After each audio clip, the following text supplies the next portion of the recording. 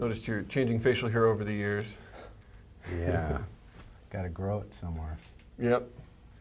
My kids make me shave. When you get older, you got to either gain weight or grow facial hair. Otherwise, you kind of look like an old woman. Well, I had like you just a few days ago, coming back and forth. Okay. All right. We're all set. We're good? Yep. All right. Awesome to be sitting here with Howe Gelb. I've been a fan for a long time. Oh. Congratulations on this new record. Thanks. How excited are you about the Coincidentalist? Because it seems like, at least I say this a lot, but it seems like kind of a new beginning, fresh start. How much of that do you feel as an artist?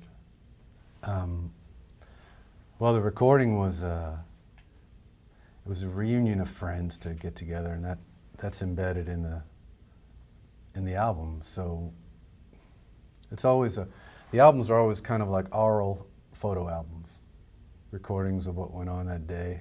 In this case, it was a family reunion of distant relatives, sonic relatives, and tickled to be on that. Had found a home at New West, and it was a coincidence how we even ended up on New West. So so far, I'm pretty happy. And therein lies the title, or that's just part of the reason, I would think. Yeah, along the way, I thought it'd be of good merit to give a nod to the science in all this, and in particular to the reading of coincidences. Mm-hmm. And that determines usually the way forward for a coincidentalist, such as myself. Yeah. Anyone could be one. You just gotta stop for a few moments. It helps if you're a lazy bastard. Yeah. And then there's pause to ruminate. Mm-hmm. Mm-hmm. As someone who's followed your career over the years, I think one of the pleasures is kind of taking that winding trip with you forever in terms of what you're going to do next and who you're going to be playing with, and it's going to be solo or if it's going to be with one group or another. And how much of that are you even conscious of as an artist in terms of what people are thinking and what's next? And because it's fun, I stopped kind of trying to decipher it in some ways, but how much of that is by design? Oh, the short answer is none of it. Yeah. And I tended to lean on a method of happenstance from the get-go, only because when I heard my ideas, my recorded ideas on the first recording I ever did, I didn't really care for them. So I became more open to the possibilities beyond my imagination, and became very confident in the art of improvisation outside the solo. So when anything happens, I'm ready for it.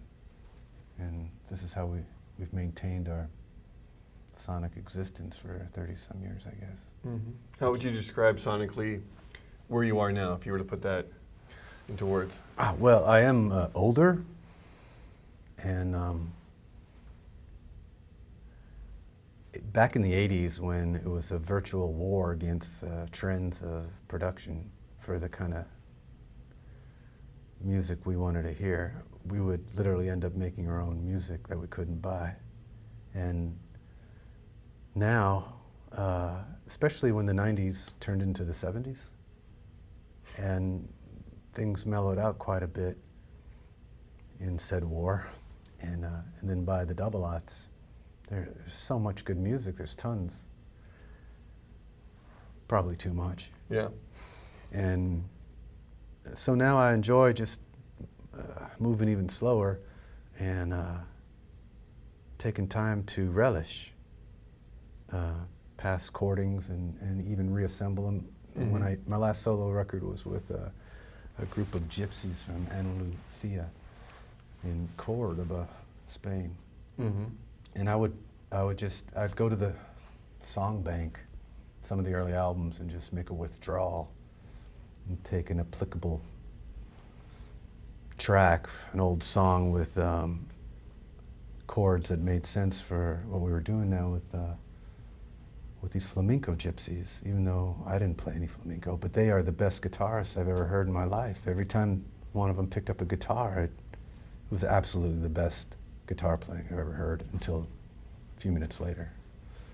Mm-hmm. Mm-hmm. So that could be why I did so many albums so quickly early on. And I can record very quickly and for little or nothing, because I really enjoy a lack of production. I like things wide open and minimal. Mm-hmm. And you hopscotch around the world with this stuff, and it's always fascinating to see. And how much of that is from years of building friendships and ties in the industry and overseas. I've always found that kind of curious. The friends that admire you, musicians that look up to you, that want to play with you now, that must be a great feeling. Well, it's lucky.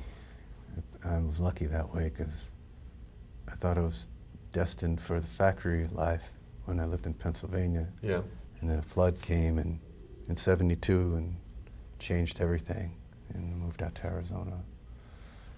And once I discovered Europe as a touring territory, I thought that's fine, that's enough, and ended up marrying me a beautiful woman from Denmark and had many babies. And even though we live in Tucson, I spend a lot of time in Denmark. And Mm-hmm. But now I'm just getting a little too old for the commute. The work is better than ever, but the commute is taking its toll on my bones, even with the upgrades, even with being executive platinum, even with being Jeff Bridges in George Clooney's role of Up in the Air. Right, right. It's a mulching of both films, and I would very much prefer to just stay put now in my own time zone, which is what I was thinking when I got on the plane last February to come back home, that the album was done, because I tend to record these things on my own. Mm-hmm. And it just really was trying to vibe a decent, healthy American record label that would make sense for the ilk of me. And in the security line, I heard a voice behind me. It said, "Howe Gelb, Gary Briggs, New West Records." And I turned to him, and before I said hi, I said, "Oh, you should be putting out this next record, obviously." There you go. And I think I'm like practically the baby on the roster. Yeah. But with that kind of respect and admiration, that's one of the benefits from being around this long and keep putting out great music, is that kind of recognition, and the artists that want to play with you. You have some great artists that play with you on this album, and people know that you're at the top of your game, and they want to be part of that, I would think. Well, I stayed alive, and I stayed svelte, and I can't really claim entitlement to those endeavors. That has a lot to do with the luck of the day and metabolism. Right. And I feel fortunate to be here, and with every year passing, I'm more astonished by the young players I meet and how good they are. These guys from Tucson now. Mm-hmm. I've had this beautiful band from Denmark for 10 years, and now I have these young guys from Tucson, this whole new echelon, younger echelon of singer-songwriters, of which Gabriel Sullivan is with us on this tour. And he's my daughter's age. So, Yeah. And he plays anything, everything. He's a great singer, great songwriter. That's one of the kids now. But I also relish those torpedoes. Mm-hmm, mm-hmm. That's why most of the songwriting gets done in hotel rooms. Are you someone who's always writing? Are you always need to be creative like that? Is that part of your daily existence? Well, I think songs are the lowest form of art ethic, art work ethic. They're at the very bottom, but they get heralded at the very top, which is, life has to be ironic, otherwise we have no plots. So everyone else and every other form of art really labors way more than we do. Our laboring comes from the delivery system, you know, the taking it from town to town. Mm-hmm. But the assembly of the song, the ideas of the song, they're like tailor-made for those with a scattered attention span. You know, it's, Mm-hmm. you make abilities out of your disabilities. But we connect with that in the songs we've attached to our soundtrack in our lives, whatever Mm-hmm. we've grown up with. Do you enjoy that? You mentioned the delivery system. You've always been someone who's been on the road and taking your music out. And how much of that has gotten easier over the years? How much of it's gotten harder? What's that like when you're obviously you're starting a tour now, another one? Mm-hmm. Does it feel fresh and new every time, or is it something you've just grown accustomed to and as part of your life? Well, yeah. See, that's a dichotomy, which Yeah. used to beat the heck out of me, and now I understand that it's the reason for whatever longevity this is in my interest, because from the beginning we had a method, or instilled a method of changing the songs every night, naturally, not forcing it. Mm-hmm. If they didn't want to change, they didn't have to change. But if they did change, the door was open, the welcome mat. And I think, I wasn't sure why I wanted to do that, but it was a publicist's nightmare and a promotion man's horror, because instead of representing the last record we just did, we would already be on to coming up with whatever the next record is going to Mm-hmm. be. So it was much like the way jazz had built-in evolution to its actual definition of what kind of music it was on a daily basis. Mm-hmm. You know, played the same clubs, and you had the same witnesses seeing it change. And I think that's what music was always supposed to be well, that's what it is. It's not that it's supposed to be anything. But whether it was Robert Johnson or whoever you pick as one of the first to get recorded, then that's when people put too much attention, too much value on a recording. Mm-hmm. It's a frozen landscape. And if you just zero in on that and try to duplicate that era or that sound, then you stop the evolution for yourself. And I think if you keep that in mind, then, and you realize how Robert Johnson did it, the Right. very guy you might be originally trying to duplicate, he would hear somebody play at a club or a juke joint and then try to play the same song for his gig, and of course it wouldn't be the same. It would change immediately then. That's the evolution, and this is how music always was handed down and would change. Mm-hmm. So with that thought in mind, then, it's interesting looking back at your discography, as it were. What's that like for you? I'm sure you think of it in those terms then, in some ways, in terms of what actually did end up recorded versus what. Yeah. Well, yeah, but really a record is just a record of what happened, like a journal, you know, just of that day. When Dylan's out there changing his songs every night, when I first realized that, I felt it was a great relief. Mm-hmm. You know, and it's funny when people complain about it or think they know a better way, but really it's part of the vitamin that keeps you going, the vitality, the spark, Mm-hmm. the gamble, the casino. Yeah. How proud are you then, though, of this new record? Having said all that, you still have a new one out that's obviously well done, and they're greatly written songs. Oh, thanks. Well, that's more luck. They're oddly melodic for me, which was a pleasant accident. And but all I could do is, you know, recording is a capture. Well, like, you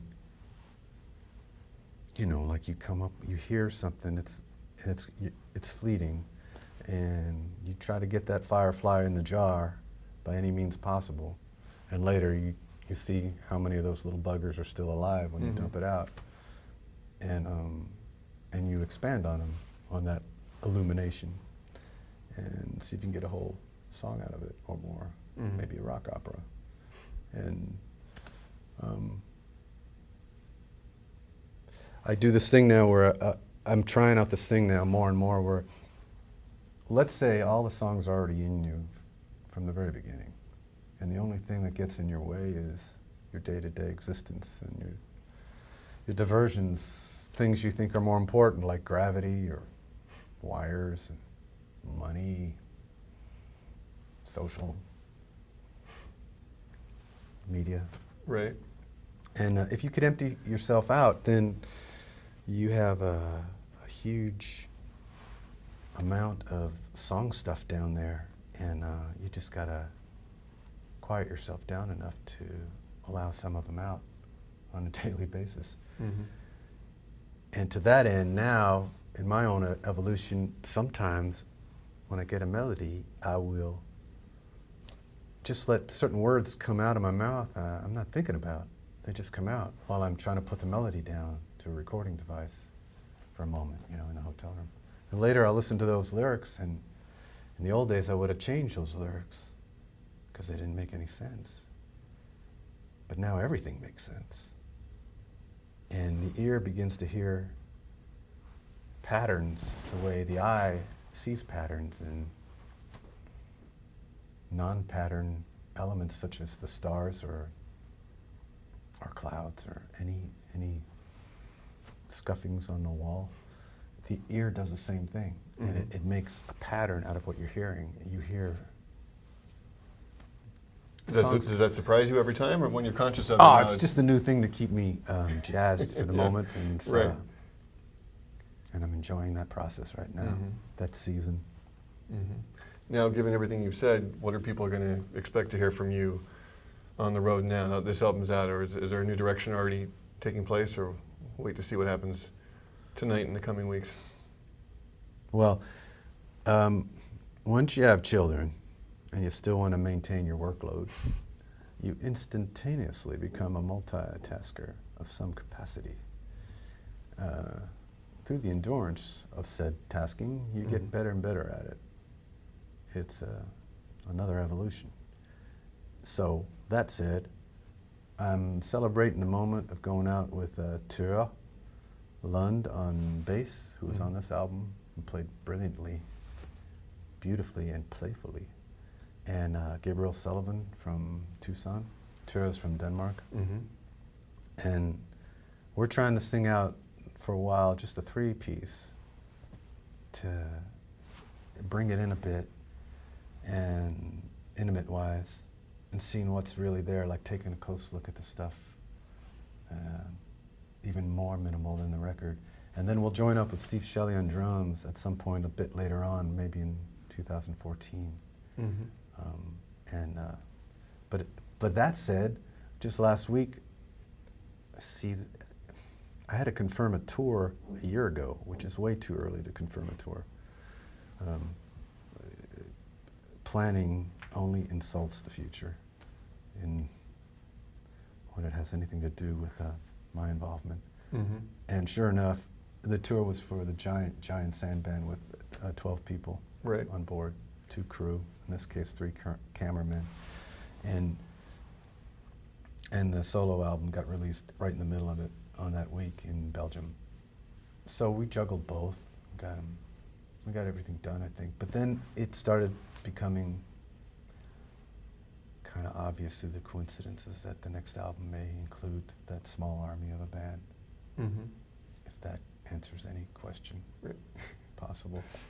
But people, I've had the pleasure of talking to people like, many times people like Steve Wynn and Peter Case and guys that kind of started around the same time, and you've worked with and spent time with, and to see all you guys getting a certain amount of, one, you're still putting out great new music. It's not about looking back, but to get the respect, after 20, 30 odd years, and kind of that admiration, and everyone has a good laugh about it, but there's a real truth to that, where it's kind of a nice justice for all the hard work. I don't know how much that pays off in what ways, but how much of that are you conscious of and think about?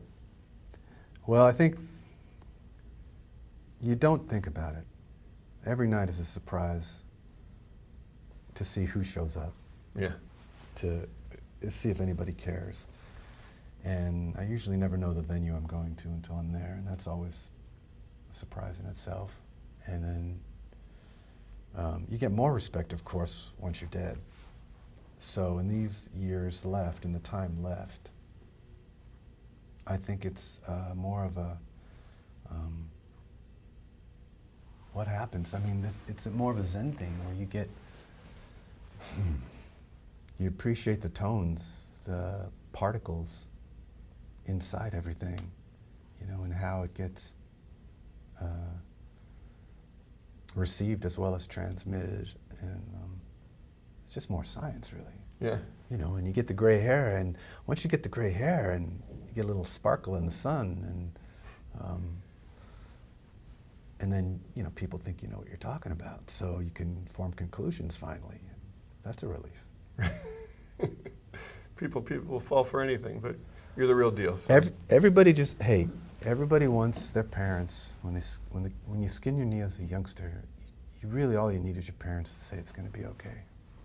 So when you get older and you're an elder, and you realize that that's all you really need to do, it's just in the tone, especially if your voice resembles the growl of a jazz DJ's voice at 4 in the morning. And somehow, with what you're doing, you're just saying it's going to be okay. It helps. Yeah. Well, there's a true voice there and a real talent along with that, so congratulations on everything. Thanks, Adam. Yeah. Nice All right. talking to you. Pleasure. Good.